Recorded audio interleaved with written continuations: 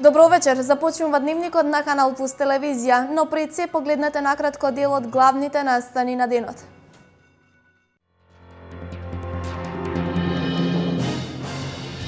Со примена на системот за наводнување капка по капка, приносите на пченка во Пелагонискиот регион се зголемиле двојно. Можност за инсталирање на овој систем ќе имаат и поледелците од истокот. Учениците од средните електромашински училишта имаат можност за вработување веднаш по матурирањето.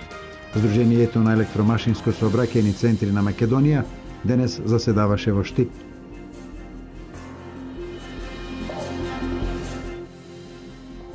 Отворен е јавниот повик за избор на најдобар млад научник за 2015 година за постигнување во научната работа со траен импакт врз развојот на општеството.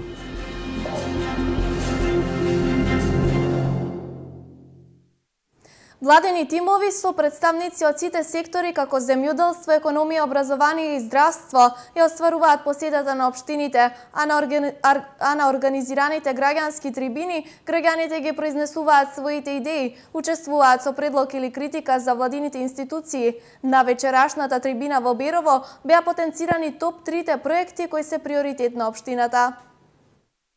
Караванот на ВМРО ДПМН на Македонија и треба твојата идеја вечерва беше помеѓу граѓаните на Берово и Пихчево. На трибината во Берово беа потенцирани топ 3 проекти кои се приоритет на општината. Тоа што вие самите граѓани не го кажувавте што треба да вградиме и во општинскиот буџет, кој морам да ви кажам 2009 година кога дојдов за прв пат градоначалник на општина Берово, изнесуваше само 25 милиони денари, а сега тој изнесува 135 милиони денари, значи 600 струко е поволен.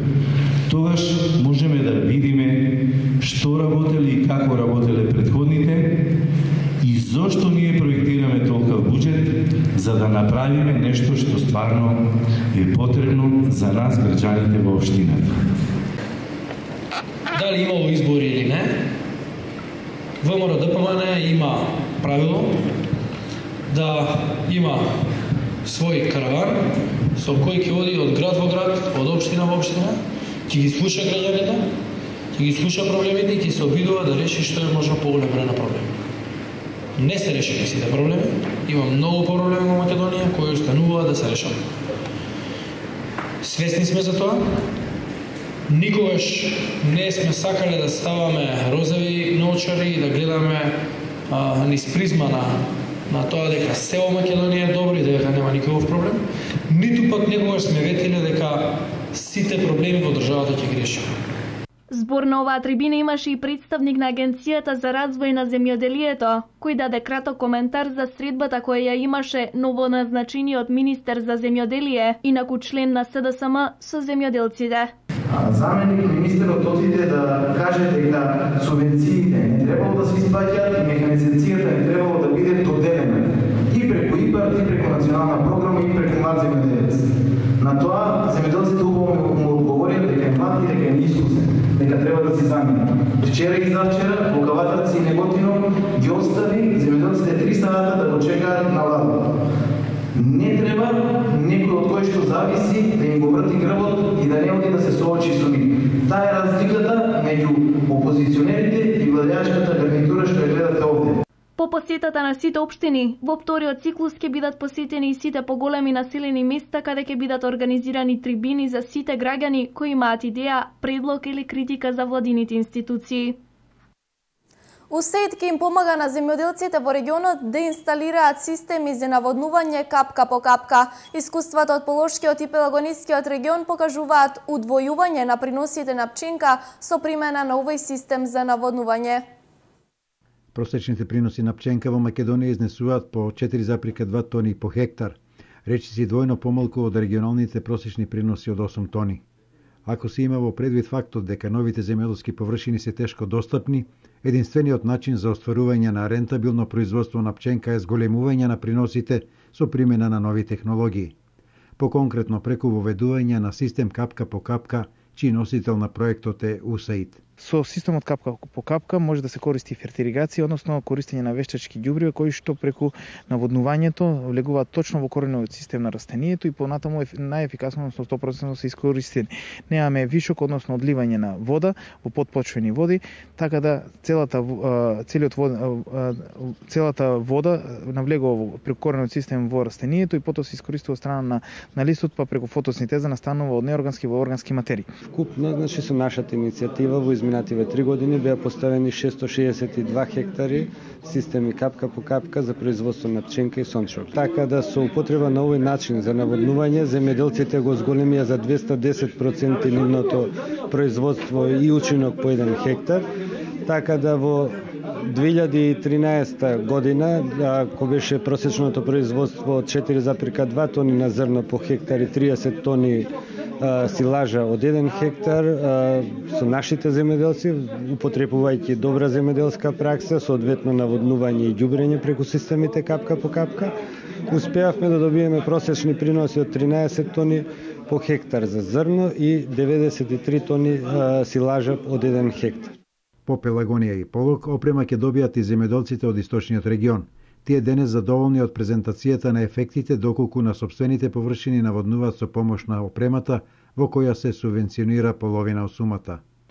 И огледуваме молзни крави, така ме натера сега за ова капка по капка системот, за да добиеме повеќе пченка.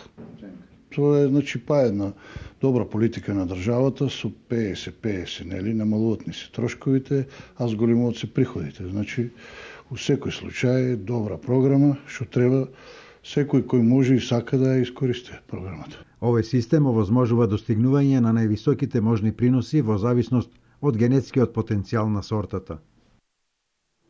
Учениците од средните електромашински училишта имаат можност за вработување веднаш по матурирањето.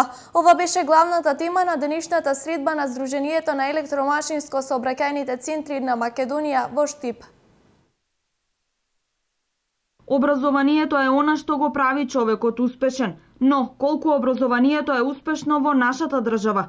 За да се подобри квалитетот на воспитно-образовниот процес, потребно е да се воведат повеќе мерки, како во теоретскиот, така и во практичниот дел.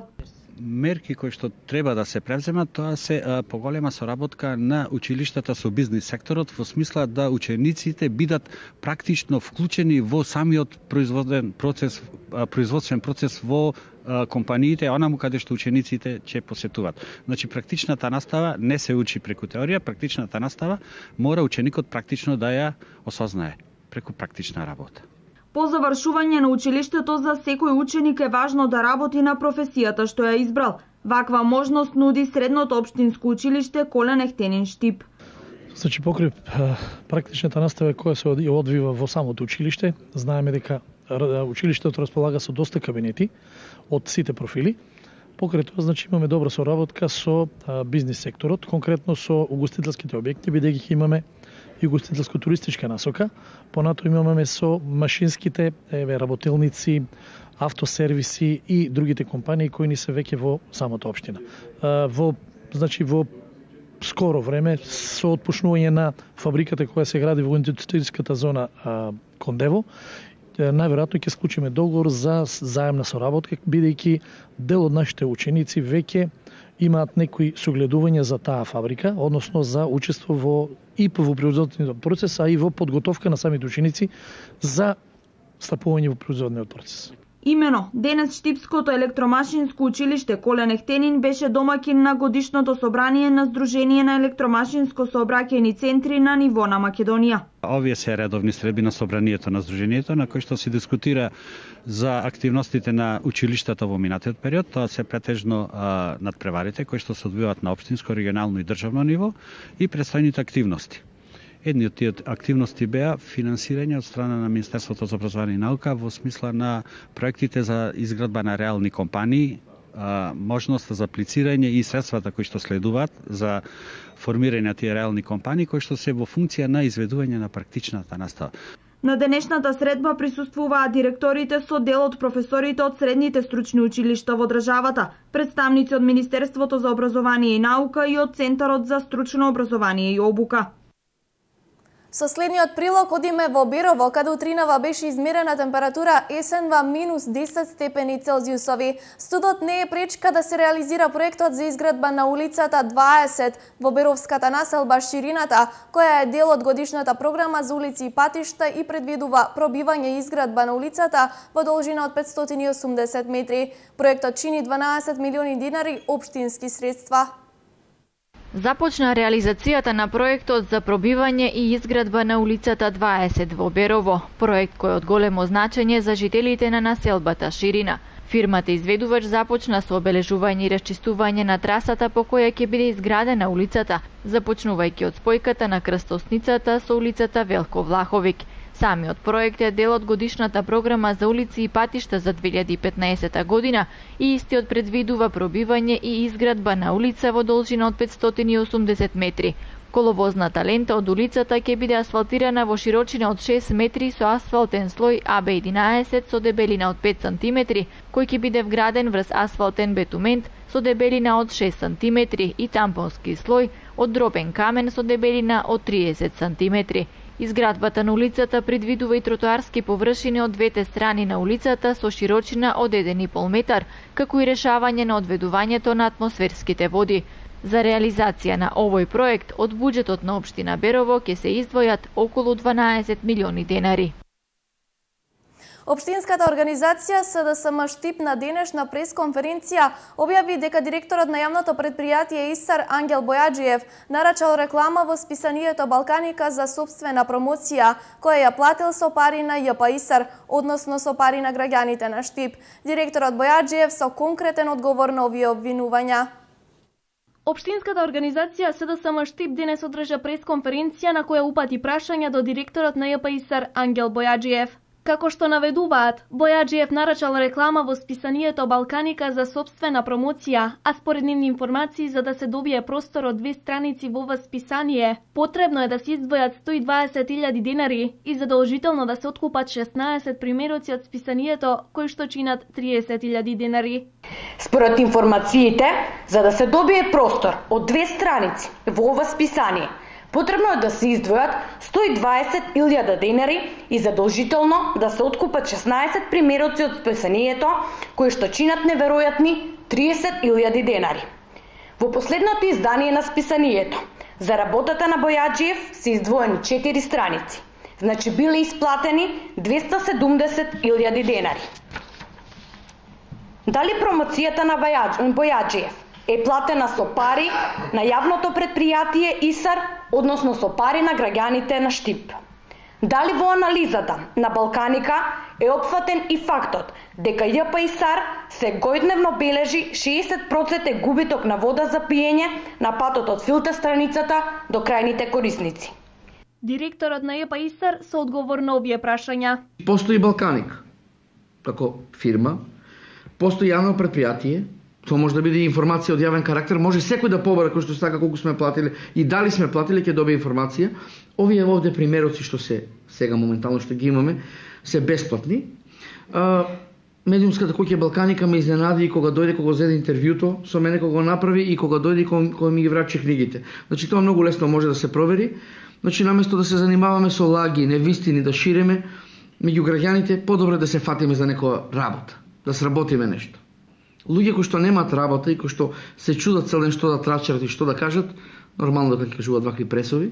Само да ги потсетам СДСМ дека тие беа на власт, пак ќе напоменам, донесо 11 денари на општина Штип за цела година. Меѓутоа, добро трошеле на репрезентација, добро трошеле за финансирање на спортот, добро трошеле на разноразни уживања нивни и затоа 11 денари добивка. Мислам дека треба да влезе во Гинес.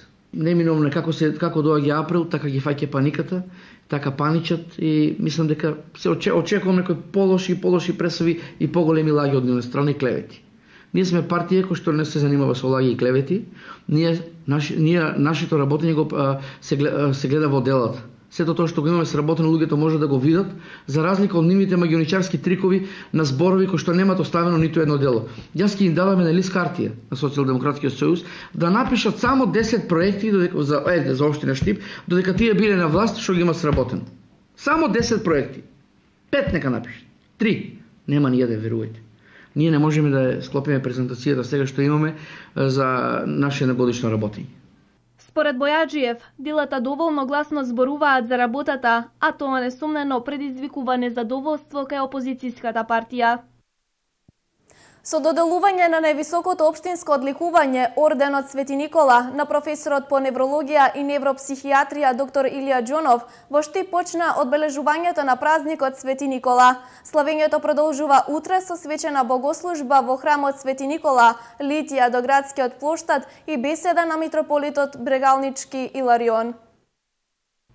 Со доделување на највисокото општинско одликување орден Свети Никола на професорот по неврологија и невропсихијатрија доктор Илија Џонов во Штип почна одбележувањето на празникот на градот. На свечената академија во соборниот храм Свети Никола беа доделени највисоките општински признанија на штипските бизнисмени Мите Николов, Ванчо Богдов и Сашко Миладинов, доктор Блаже Китанов, универзитетски професор, Лазо Спасов, Марија Максимова, музички уметник и Александар Југов од Лер ИТ. Со ваквите случувања Штип ја гради својата историја, изјави овогодишниот добитник на орденот Свети Никола. Јас сум дел од овој град, останав дел од тој град, живеам со овој град и како човек старее изгледа дека емоциите се враќат на младост и на убавите години на животот. Мене ми е драго што ова го добив, представува една круна на мојата работа. Јас сум добил и други награди, и тие ми биле драги, но ова искрено да ви кажам, од емотивен аспект ми е најдрага. Штип, негувајќи ги овие традиции, го негува и својот идентитет. Град кој има свој имидж. И тоа ми е многу мило. Куќните слави за Свети Никола започнуваат од вечер со постна трпеза и осветување на славскиот колач. Овој светец е многу почитуван како заштитник на патниците, болните, неправедно осудените и морнарите. Житието е со многу страници испишено, им помагал на морепловците, им помагал на сиромашните, бил милосреден, дал милостиња во секој момент, во секој поглед на секого и затоа има и толку голем култ. И не случајно и во Македонија постои град Свети Никола и многу храмови постојат посветени на Свети Никола, не постои, ми се чини, ниту мало место или голем град да не го чествува овој голем празник. Утре изутрина во 8 часот и 30 минути во соборниот храм Свети Никола во Штип ќе има света архиерейска литургија. Во 10 часот и 30 минути ќе има литија од соборниот храм до градскиот плоштад, која ќе заврши со кршење на славскиот колач и беседа на митрополитот Брегалнички Иларион.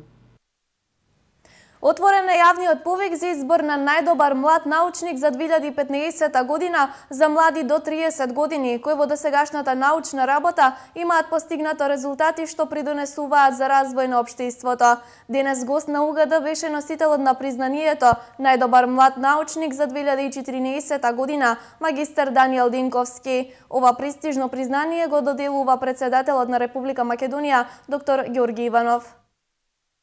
Добитник на 2 награди, коавтор на 1 патент, 2 поглави од книги, 8 објавени труда во списанија со импакт фактор, 3 објавени труда во списанија без импакт фактор и 33 труда презентирани на меѓународни и домашни конференции. Вака се карактеризира носителот на признанието најдобар млад научник за 2014 година. Станува збор за магистар Даниел Денковски. Сакам да истакнам дека наградата најдобар млад научник на Македонија за 2014 година беше мотивација и чест што ја примив таа награда и исто така да продолжам со мојата научно-истражувачка работа, која што резултираше во исто така една плодна година во 2015 година, во која што публикувавме уште неколку трудови во списание со импакт фактор, уште неколку трудови на конференции презентирани, меѓу кои една наградена демо платформа по Стокхолм неодамна. Овој млад научник кој работи на полето на електротехниката и информатиските технологии денес одржа предавање на Универзитетот Гоце Делчев во Штип. Јас истражав една област која што е бежични и мобилни комуникации. Знаеме колку напредуваат бежичните и мобилните мрежи, додека пред 10 години имавме 2G, сега Сега поминуваме на 4G, значи 4G во целосна употреба и работиме на истражувања за 5G. Сведоци сме дека истражувањата во бежичните и мобилните мрежи се движат премногу брзо. Она што можам да го истакнам е дека работата во правецот на промовирање на младите научно-истражувачки кадри оди во нагорна линија. Традицијата која што ја започна председателот на Република Македонија и наш колега професорот Ѓорѓе Иванов е за поздравување. Се надеваме дека таа традиција ќе продолжи, особено во мотивацијата на младите научно-истражувачки кадри кои што продуцираат научни и иновативни идеи, кои што се видливи и препознатливи на европскиот и светскиот истражувачки простор, да бидат промовирани и мотивирани и нашата држава да им оддаде признание. Инаку во тек е јавниот повик за избор на најдобар млад научник за 2015 година, кој е отворен до 31 декември за сите млади луѓе до 30 години, кои во досегашната научна работа имаат постигнато научни резултати, што придонесуваат за позитивен развој на општеството и околината во која живеат и работат. Општина Виница продолжува со обуките за такси возачите кои мора да добијат соодветен сертификат за да ја вршат оваа услуга, а со тоа патниците да имаат безбеден и сигурен превоз. Општина Виница денес ја спроведе втората обука за новите таксисти во Виница кои од неодамна се на листата на такси возачи во градот, во насока на навремено прилагодување на пропишаните врски и компилирање на документацијата. Тие денес ги учија правилата кои мора да се практикуваат во сообраќајот. Обуката ја спроведе лиценциран центар Македонија Сообраќај. Денес се одржа втората обука за добивање на сертификат за автотакси возач на патници. Досега претходната обука имаме поминато 33 автотакси возачи, значи имаме општина Виница има издадено 33 сертификати за автотакси возач. Денес се одржа втората, како што реков, втората обука на која присуствува 6 автотакси возачи од 3 автотакси компании во Виница кои успешно помина обуката и во текот на наредниот ден, во текот на наредната недела ќе извршиме полагање, односно овие автотакси возачи кои ја помина успешно обуката ќе имаат полагање за да може да добијат сертификат за автотакси возачи. Колку сертифицирани возачи имаме веќе во Виница? Значи, како што реков претходно, досега ова е втора обука, имаме досега издадено 33 сертификати за автотакси возач, значи имаме сертифицирано 33 автотакси возачи. Сите функционираат на терен? Да, некои од овие автотакси возачи се уште работат во автотакси компаниите, додека некои своје вработување најдува во некои други компании, приватни или надвор од државата, но голем број од овие автотакси возачи се уште работат во автотакси компаниите. И колку лиценцирани такси превозници има? Значи во општина Виница имаме 7 автотакси превозници, односно лиценцирани автотакси превозници. Навременото осигурување и висината на платите е она на што денес се пожалија виничките таксисти, но генерално се задоволни од соработката со општина Виница која веќе има издадено 33 сертификати за автотакси возачи. Ова е втора обука за добивање на сертификат за автотакси возач на територија на општина Виница.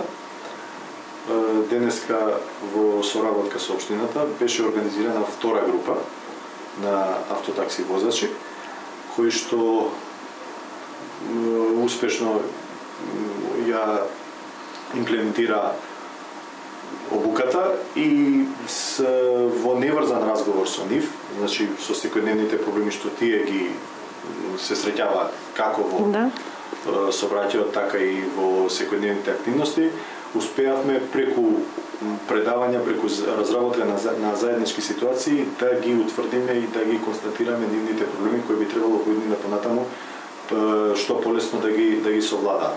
Целта во добивањето на овие сертификати е кандидатите да можат полесно да се вработат во такси компаниите, да се воведе поголем ред во такси превозот, како и да се зголеми безбедноста на патниците кои што користат такси услуги.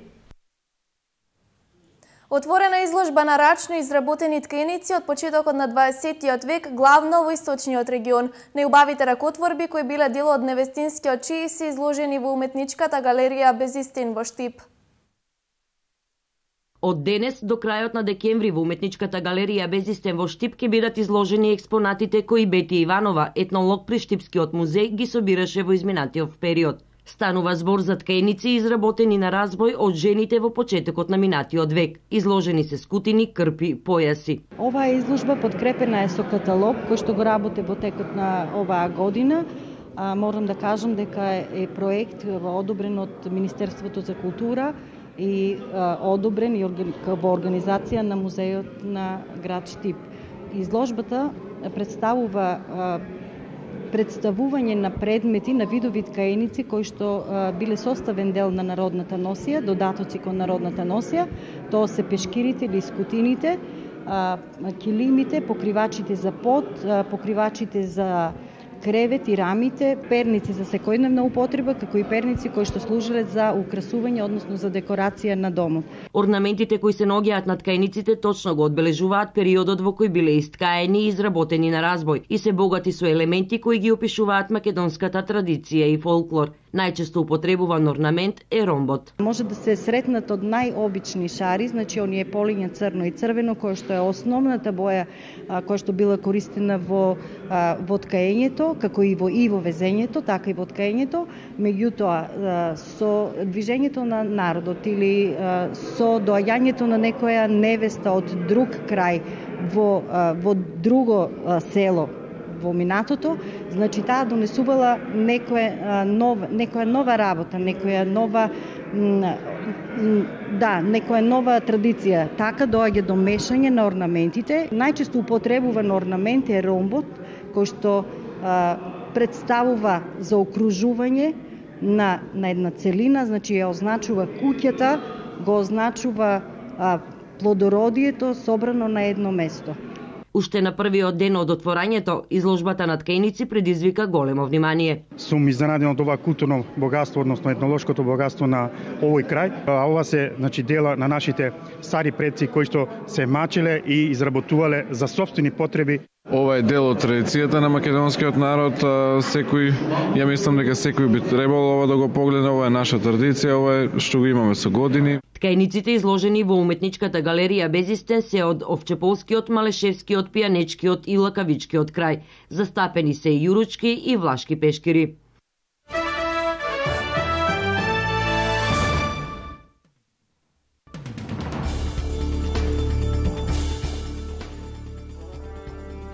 Чешката влада планира да испрати 25 полицајци во Македонија како помош за земјава во справувањето со мигрантската криза. Ова било соопштено денеска по состанокот на земјите од Вишеградската група кој се одржа во главниот град на земјата Прага.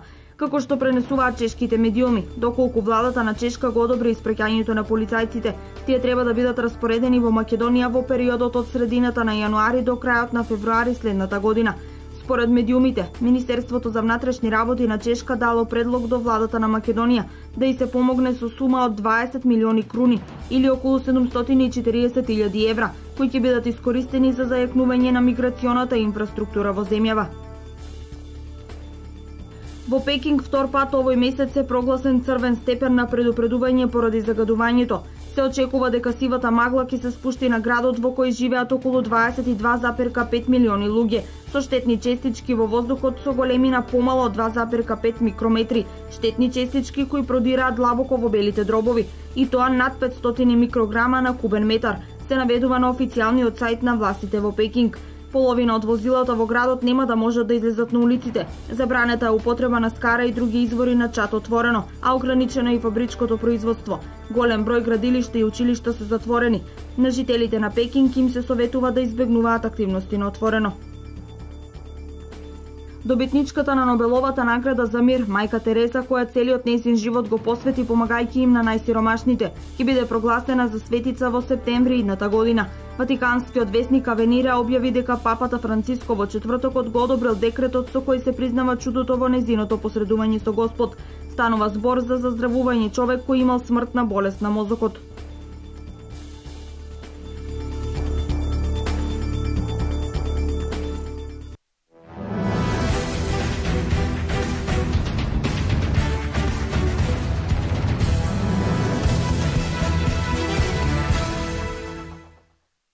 Иако треба да се одиграт и надпреварите од последното коло од есенската сезона во првата одбојкарска државна лига, одбојкарскиот клуб на Струмица сепак е есенски шампион, кој во сите досегашни одиграни надпревари, одбојкарите на Струмица немаат забележано пораз. Утре ќе се одиграат надпреварите меѓу штипската екипа Мавис Солидар од Струмица, надпревар закажан за 14 часот во спортската сала Колен Ехтенин во Штип.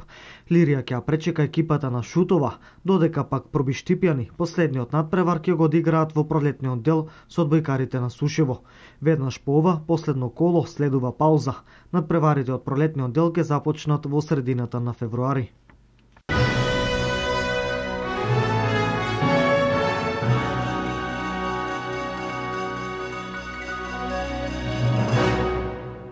По сите презентирани вести ми преостанува да ви посакам пријатна вечер со програмата на Канал Плюс телевизија.